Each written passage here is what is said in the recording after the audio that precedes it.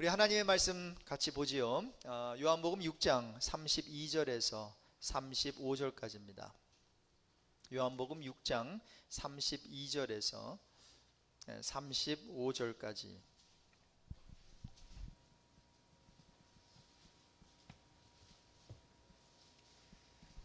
오늘 설교 들으실 때 요한복음 6장을 쭉 펴놓으시면 좋겠습니다. 우리 같이 또 성경을 보시고 또 앞에 스크린을 보시고 같이 읽겠습니다. 예수께서 이르시되 내가 진실로 진실로 너에게 이르노니 모세가 너희에게 하늘로부터 떡을 준 것이 아니라 내 아버지께서 너희에게 하늘로부터 참 떡을 주시나니 하나님의 떡은 하늘에서 내려 세상에 생명을 주는 것이니라. 그들이 이르되 주여 이 떡을 항상 우리에게 주소서. 예수께서 이르시되 나는 생명의 떡이니 내게 오는 자는 결코 줄이지 아니할 터이요 나를 믿는 자는 영원히 목마르지 아니하리라. 오늘 장로님 기도해 주신 대로 성찬주일로 오늘 지킵니다. 저희 교회에서는 두 달에 한 번 이제 마지막 주일을 성찬주일로 선포하고 이렇게 성찬식을 거행하고 있는데요. 오늘도 설교 마친 후에 성찬식을 우리가 갖도록 하겠습니다. 그래서 그 이전에 한번 오늘 말씀을 통해서 성찬이 뭔지, 성찬의 그 의미를 살펴보기를 원합니다. 여러분, 하나님께서 저와 여러분에게 은혜를 주시기를 원하세요. 믿으세요? 하나님께서는 저와 여러분에게 다른 게 아니라 그 은혜를 내려주시기를 원하는데 그 하나님의 은혜가 내려지는 통로가 있습니다. 이것을 가리켜서 은혜의 수단이다, 또 은혜의 방편이다, 이제 이러한 이야기를 이제 신학 용어로 사용합니다. 그래서 영어로 말하면 means of grace가 돼요. 하나님의 은혜가 임하는데 이러한 어떤 수단으로, 이러한 방편으로 임한다라는 거예요. 보통 하나님께서 성도들에게 허락하신 은혜의 수단을 어떤 분들은 세 가지로 보고 어떤 분들은 두 가지로 봐요. 세 가지로 보는 분들은 첫 번째, 말씀을 통해서 하나님의 은혜가 임한다라는 거예요. 여러분, 하나님의 말씀을 그러므로 읽는 거, 듣는 거, 묵상하고 공부하고 그리고 또 필사까지 하는 것은 굉장히 중요합니다. 주일날 이렇게 나와서 하나님의 말씀을 듣는 것도 좋지만 월요일부터 토요일까지 저는 저와 여러분이 성경을 읽든지 묵상하든지 큐티하든지 필사하든지 암송하든지 간에 어떻게 해서든지 간에 삼시세끼 밥 먹듯이 우리 영혼의 양식인 이 하나님의 말씀을 섭취하게 되는 저와 여러분 되시기를 바랍니다. 여러분, 저는 요즘에 어떤 우리 교회 다니는 젊은 집사님에게 도전을 받아가지고 성경 암송을 다시 좀 본격적으로 하기 시작했어요. 당연히 성경은 읽고 또 이렇게 묵상도 하지만 성경 그 암송을 조금 요즘에 와서 좀 게을리했댔는데 저하고 성경 공부하는 1:1 성경 공부하는 집사님이요, 이제 성경 구절을 매주 외워야 되거든요. 근데 거기에 두 구절을 원래 외우게 되어 있는데 제가 항상 그냥 한 구절만 외우십시오 이렇게 성경 공부를 쭉 해왔어요. 그리고 두 구절 외우라 그래도 목사님 한 구절만 외우면 안 돼요 보통 이렇게 물어요. 그래서 네, 한 구절만 외우세요. 그런데 이 집사님은 오히려 거꾸로 제가 한 구절만 외우세요 그랬더니 아니요 목사님, 저 두 구절 외울게요. 여러분, 우리 교회에 이런 희망이 있는 젊은 집사님이 있어요. 그래가지고 그럼 그렇게 하시라고 그랬는데 이건 떠듬떠듬도 아니고요, 줄줄줄줄줄 외우는 거예요. 여러분, 젊은 사람이라고 그렇게 외우는 거 아닙니다. 관심이 있는 거예요, 그분이. 그러면서 하나님의 말씀을 외우니까 너무나 좋다라는 거예요. 근데 그 스피릿이, 그 집사님의 젊은 집사 스피릿이 저한테 왔어요. 야, 맞다 하나님의 말씀 외우면은 그 은혜가 임하는 거거든요. 그래서 저도 덩달아서 함께 그거 외에 다른 구절들을 외우는데 너무나 좋아요. 막 은혜가 그냥 임하는 것 같아요. 그래서 하나님께서 은혜의 그 수단으로, 방편으로 이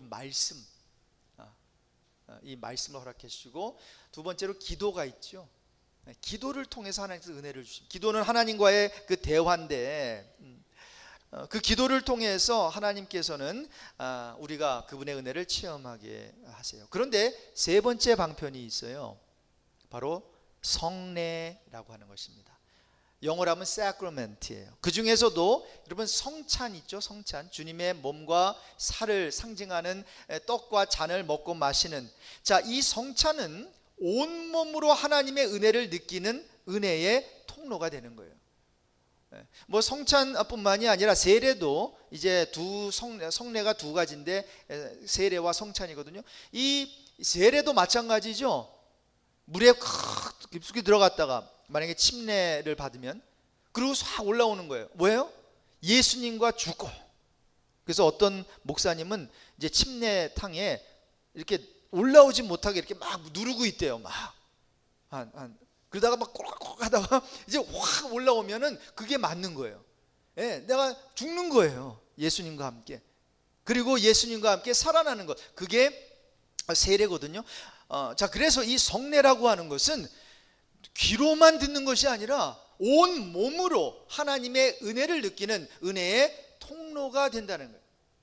자, 그래서 이 성찬을 가리켜서 눈에 보이고 만질 수 있는 복음이다라는 거예요. 눈에 보이고 만질 수 있는 복음이다. 그래서 이 성찬을 통해서, 세례를 통해서, 즉 성례를 통해서 하나님은 저와 여러분의 믿음을 increase 시켜줘요. 믿음을 성장시켜 준다라는 것입니다. 자, 그런데 여기서 중요한 점은 이 같은 은혜의 방편을 그리스도께서 주셨다라는 거예요. 자, 그래서 이게 은혜의 수단이고 방편이라고 하니까 사람들이 이렇게 오해를 해요. 아, 그러면 이렇게 하면 하나님께서 은혜를 주시겠구나, 뭐 이런 잘못 이해할 수가 있어요. 그러나 여러분, 은혜의 방편은 그리스도께서 우리에게 은혜를 주시는 수단일 뿐, 저와 여러분이 은혜를 받기 위해 사용하는 도구가 아니에요. 여러분, 모든 기도도 그렇고 말씀 읽는 것도 그렇고 모든 이런 것들을 우리의 입장에서 은혜를 받기 위해서 내가 인위적으로 사용하는 도구가 되는 순간, 그것은 더 이상 말씀이 아니고 기도가 아니고 그것은 은혜의 방편이 아니에요. 은혜의 방편이 아니라 그것은 내가 그저 복받고 싶어하는 어떤 정말 인간적인 수단이 되어 버린다는 거죠. 자, 그래서 이렇게 하면 은혜를 주신다가 아니에요. 이거는 하나님께서, 예수님께서 은혜를 주시는 그분의 수단이에요. 우리의 수단이 아니라. 여러분, 굉장히 중요한 얘기입니다. 기도 우리의 수단이 아니에요. 하나님의 수단 방편이라는 거예요. 말씀, 우리가 조금 막 이렇게 기운이 없다가 그냥 기운 차리려고 한번 말씀이나 들어볼까 이렇게 수단 부리는 게 아니에요. 말씀은, 말씀과 기도, 그리고 더 나아가서 성례전은 하나님께서 저와 여러분에게 일방적으로 은혜를 주시고자 뚫어놓은, 마련해 놓은 은혜의 통로예요. 여러분, 똑같은 얘기 같지만 이게 굉장히 다른 얘기입니다. 하나님이 우리에게 은혜를 주시는 거지, 우리가 하나님의 은혜를 끌어다가 우리 머리 위에 붓는 게 절대로 아니다라는 거예요. 지금 한국교회가 지금 참 좋은 점도 많이 있는데 잘못된 신앙 중에 하나가 이렇게 하나님의 뭐 보좌를 움직인다, 뭐 하나님의 은혜를 막 그냥 막 이런 식으로 해서 이 모든 기도와 어떤 신앙생활의 주체가 내가 되어버렸어요. 그리고 그 주체된 내가 행복하고 내가 잘되고 내가 나의 안위만 챙기는, 그래서 한국교회가 지금 저렇게 힘들게 되어버렸어요. 여러분, 아닙니다. 은혜의 방편은 누구로부터 시작됩니까? 이 은혜의 어떠한 통로, 이건 하나님께서 우리에게 뚫어놓으신, 하나님께서 허락하신. 따라서 성찬을 통한 은혜의 주체는 누구겠어요? 하나님이에요. 우린 그저 성찬을 통해 허락하시는 그분의 은혜와 사랑을 귀하게 여기고 경험하면 되는 거예요. 복음이라는 게 그거잖아요. 예수 그리스도가 십자가에서 이뤄놓으신 그 은혜, 그 사랑, 그 십자가의 그 업적을 우리 걸로 그냥 넙죽 받아들이면 되는 거죠. 그리고 이 같은 은혜의 방편은 그렇기 때문에 믿는 자들에게 허락된 거죠. 누구에게요? 믿는 자들에게. 그래서 믿지 않는 자들이 여기에 동참할 수도 없지만 동참했다 하더라도 아무 의미를 느끼지 못하겠죠. 예수 그리스도가 십자가에 돌아가셨어? 그 양반 참 아팠겠네. 요 정도겠죠. 나하고 아무 상관이 없는 거죠. 자, 그래서 예수를 믿지 않고 구원을 받지 못한 사람에게는 성찬식이 의미가 없고요, 어떤 효과도 없고요, 아무런 은혜도 나리지 않는다라는 거예요.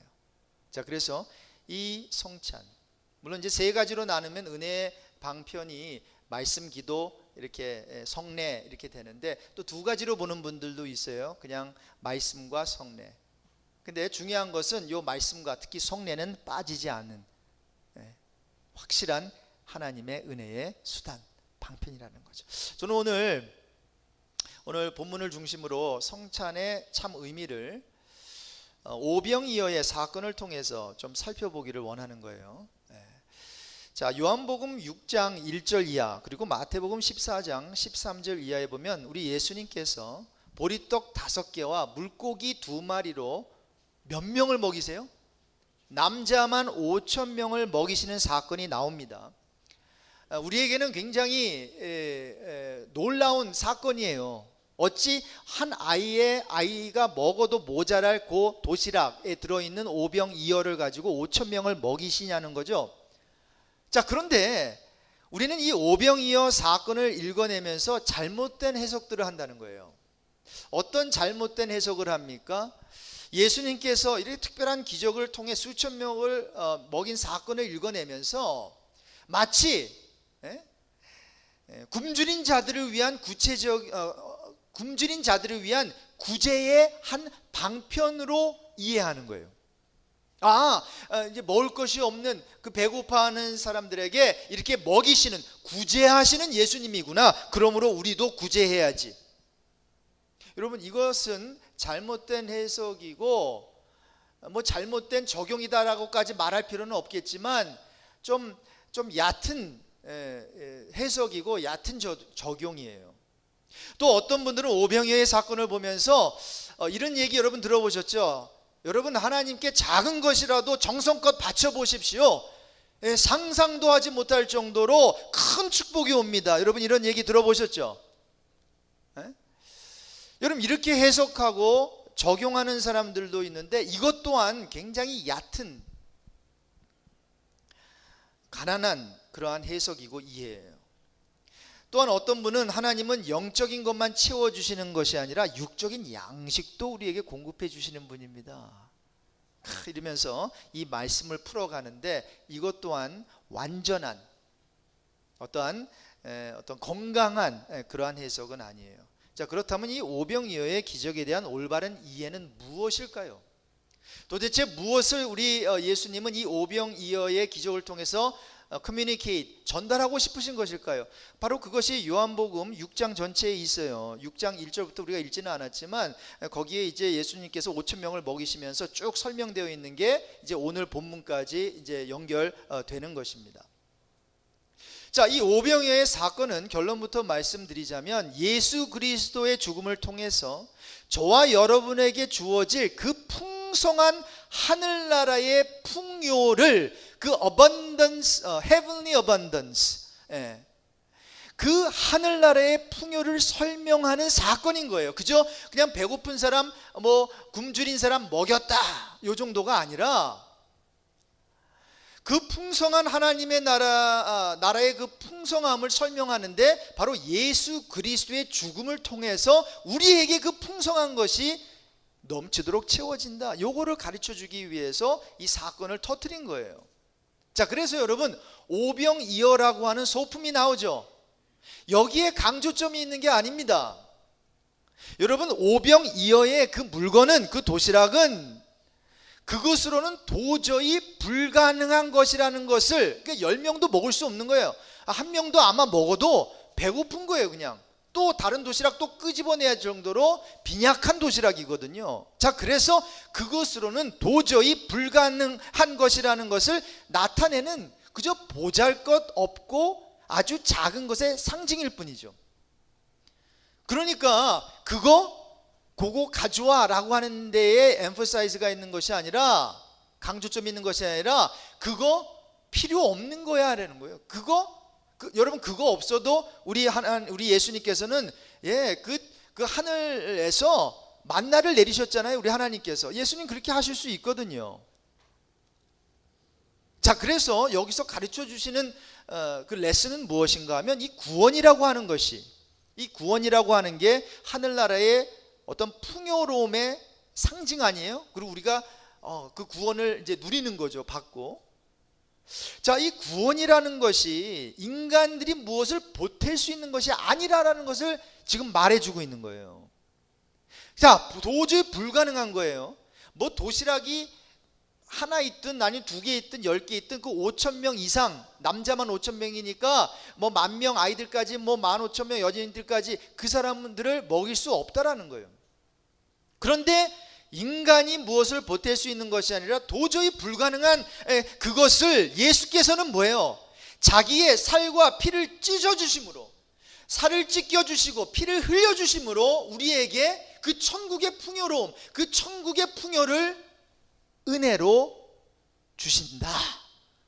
이것을 설명해 주시는 영적 사건이라는 거예요. 자, 그래서 요한복음, 마태복음보다 요한복음이 조금 더 이러한 어떠한 그 부연 설명이 잘 돼 있어요. 전후로, 문맥 전후로 보면.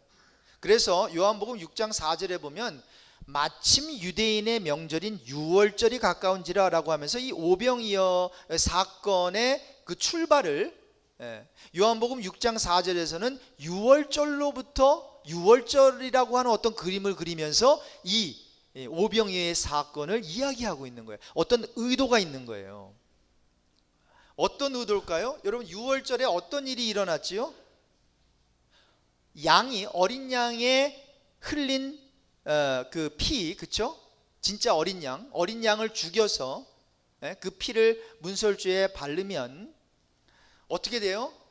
이제 출애굽할 이스라엘 사람들, 여러분 뭐 출애굽 사건 아시는 분들은 애굽의 장자들이 다 죽어 나갔잖아요. 그렇죠? 함께 죽어야 할 어떤 그날 밤에 이스라엘 장자들이 어린 양의 피로 말미암아 살아나게 되는 날이 유월절 아니에요. 영어로 하면 패스오버예요. 죽음의 천사가 그 어린 양의 피를 보고는 그 집에 있는 사람은 안 죽이는 거예요. 패스오버 하는 거예요. 그게 유월절이에요. 자, 그래서 여러분, 이 오병이어의 사건에서 예수께서 떡을 나눠 주실 때도 그렇고, 예수께서 잡히시던 날 밤 행하셨던 유월절, 그 유월절 마지막 성찬식 때 하셨던 그 모습을 보면, 그 어떻게 해서 이렇게 떡을 나눠 주시는 건가, 이 모습을 보면 비슷해요. 똑같아요. 한번 보실래요? 요한복음 6장 11절 우리 같이 읽겠습니다. 같이 읽습니다. 예수께서 떡을 가져 축사하신 후에 앉아있는 자들에게 나눠주시고 물고기도 그렇게 그들의 원대로 주시니라. 떡을 가져서 뭐 하신 거예요? 축사하시고, 그러니까 감사하신 거예요. 기도하신 거예요. 그러면서 이제 나눠줬잖아요. 이게 바로 이제 그 오병이어 역사가 일어나기 전에 그 모습이에요. 자, 그런데 최후의 만찬 때 모습을 보세요. 마태복음 26장 26절입니다. 마태복음 26장 26절인데 제가 읽겠습니다. 그들이 먹을 때에 예수께서 떡을 가지사 축복하시고 떼어 제자들에게 주시며 이르시되 받아서 먹으라, 이것은 내 몸이니라 하시고. 여러분, 똑같은 모습으로 떡을 가지시고 축사하시고 이렇게 나눠주는 모습이 지금 보이지 않습니까? 자, 그래서 이 오병이어의 사건은 그저 그냥 육신의 어떠한 음식을 먹고 잘 됐네, 12광줄이 남았네, 여기서 끝나는 것이 아니라 예수 그리스도의 죽으심으로 말미암아 하늘의 풍성한 복이 저와 여러분, 즉 성도들에게 내려지게 되는 참 떡이신 누구? 예수 그리스도를 그 주제로 하고 있는 그 이야기가 바로 오병이어의 사건이다 라는 것입니다. 자, 그래서 이 오병이어의 사건, 그래서 쭉 설명을 하면서 우리 예수님께서 이런 얘기를 하시는 거예요. 오늘 본문을 읽겠습니다. 오늘 본문으로 가셔서 우리 33절에 35절 다시 읽습니다. 하나님의 떡은 하늘에서 내려 세상에 생명을 주는 것이니라. 그들이 이르되 주여 이 떡을 항상 우리에게 주소서. 예수께서 이르시되 나는 생명의 떡이니 내게 오는 자는 결코 줄이지 아니할 터이요 나를 믿는 자는 영원히 목마르지 아니하리라. 자, 이제 이게 전 구절부터 쭉 읽어야지 전체 이해가 되실 텐데 제가 설명을 좀 해드리면, 이제 오병이어의 기적에 대한 예수님의 이제 해석이 이제 쭉 이제 나와요. 요한복음 6장 이제 14절 그 이하에 쭉 보면은, 그래서 우리 예수님께서 이러한 얘기를 하세요. 지금 막 이제 배고픈 자들을 먹여 놓으니까 이 사람들이 난리가 난 겁니다. 그러면서 이제 막 예수님을 이제 막 모시려고 하고 왕으로, 임금으로 막 삼으려고 한다고요. 자, 그래서 여기에 대해서 우리 예수님께서 어떤 이야기를 하시는가 하면, 그들이 지금 먹고 배불러 가지고 지금 나를 왕으로 삼으려고 하는구나, 이제 요 얘기를 해요. 그래서 요한복음 6장 26절에 내가 진실로 진실로 너에게 이르노니 너희가 나를 찾는 것은 표적을 본 까닭이 아니요 떡을 먹고 배부른 까닭이로다 라고 하면서, 이제 너희들이 지금 먹어서 썩어 없어질 그 양식, 먹어도 배부르지 않으면 또 먹어야 되는 그걸 먹고 지금 나를 지금 찾고 있는 것 같은데, 그거는 하나의 어떠한 tip of the iceberg, 한국말이 갑자기 안 나오네요. 빙산의 일각이라는 거예요. 그거는 이제 너희들이 누려야 되는 그 참된 양식, 참된 음료에 비하면 너희들이 지금 먹고 배불렀지만 12광주리가 남았지만 그거는 빙산의 일각이라는 거예요. tip of the iceberg라는 거예요. 그러면서 이제 이야기해 주시는 게 뭔가 하면 진짜 떡, 진짜 음료, 참된 떡을 이제 얘기를 하시는 거예요. 그 결국 참된 떡, 참된 음료가 누굴까요? 예수라는 거예요. 그래서 나를 먹어, 나의 살, 나의 피 먹고 마셔, 이제 이야기를 하는 거거든요. 그러면 그거 먹으면 뭐예요? 영원히 배부를 거야. 배고프지 않을 거야. 영원히 목마르지 않을 거야. 바로 이 생수가, 내 피가 바로 이 생수야. 참된 음료고 참된 떡이야.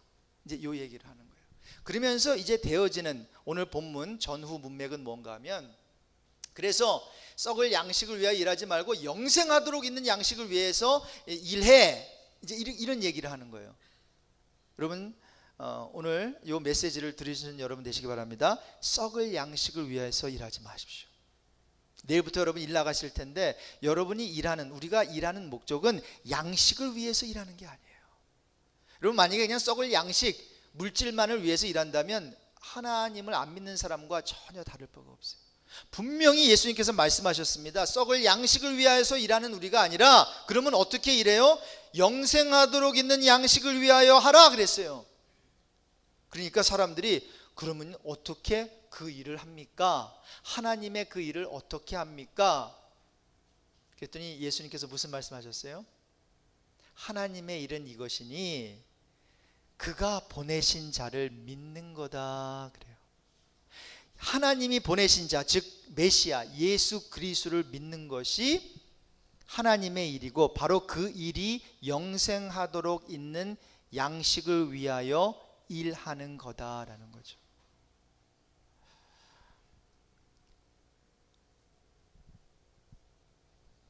자, 여러분, 이게 굉장히 중요하죠.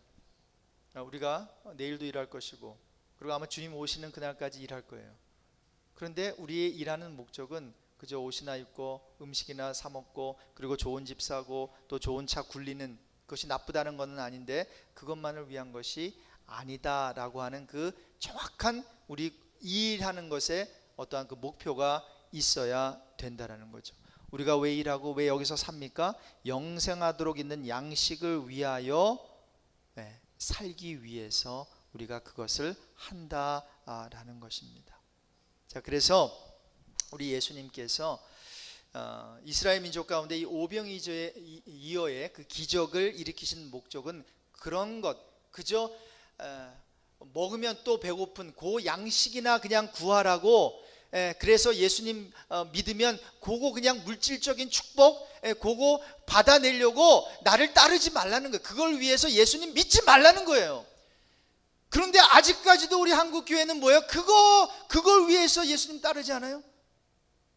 썩어 없어질 그 물질, 어차피 죽어 없어질 인생인데 나의 어떤 건강, 안위, 내 자녀 잘 되는 것, 이 땅에서 떵떵거리면서 사는 것, 요것만, 이게 다 없어지는 건데 왜 그거를 위해서 사냐? 그러지 말고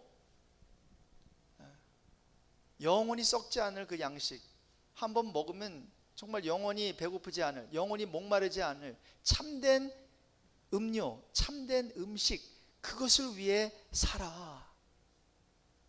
그것을 위해 살아야 돼. 그것이 진짜야. 이러한 복음의 메시지가 이 오병이어의 사건을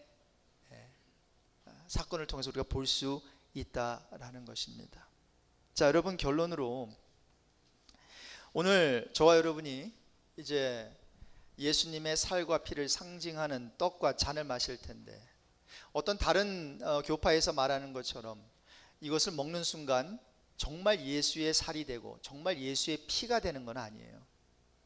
어떤 분파에서는 그래서 이거를 많이 하면 할수록 예수의 살과 예수의 피가 차곡차곡 쌓여져 가지고 그래가지고 구원받는다라고 생각하는 사람들도 있어요. 근데 그건 아니에요.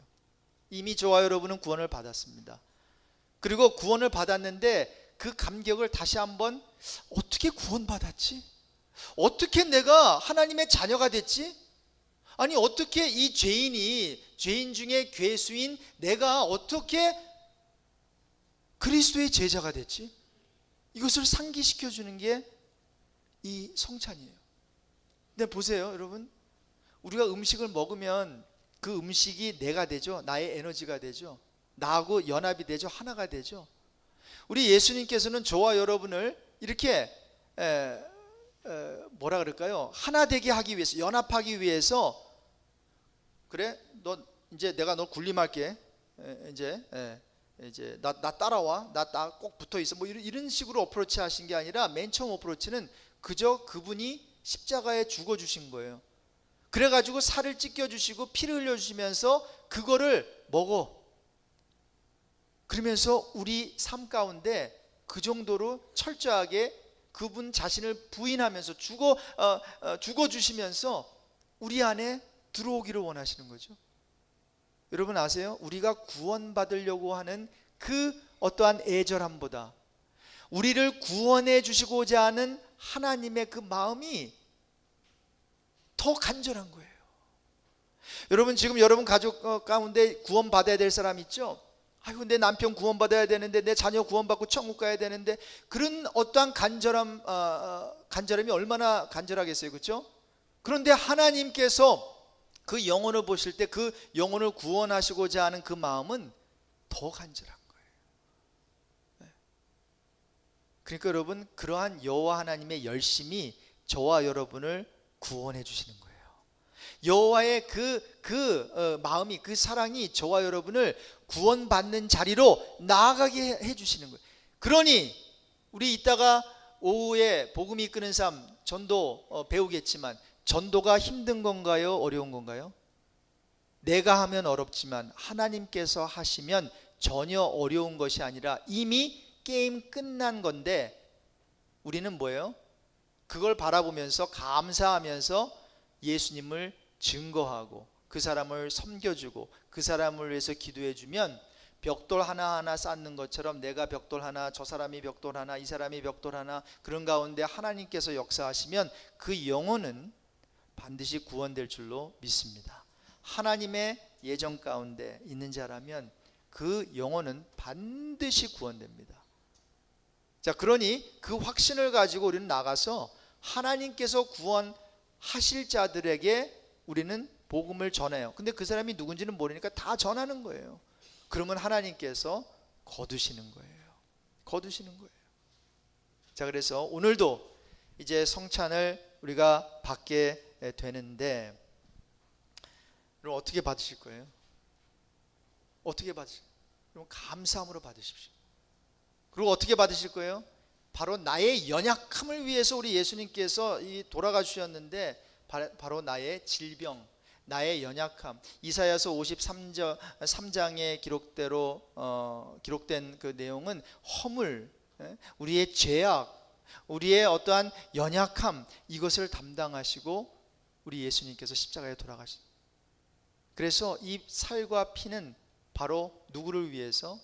나를 위해서 뿐만이 아니라 누구 때문에? 나 때문에 우리 주님께서 흘려주신, 찢겨주신 피와 살이다라는 것을 여러분 잊지 마시기 바랍니다. 우리를 위해서뿐만이 아니라 누구 때문에?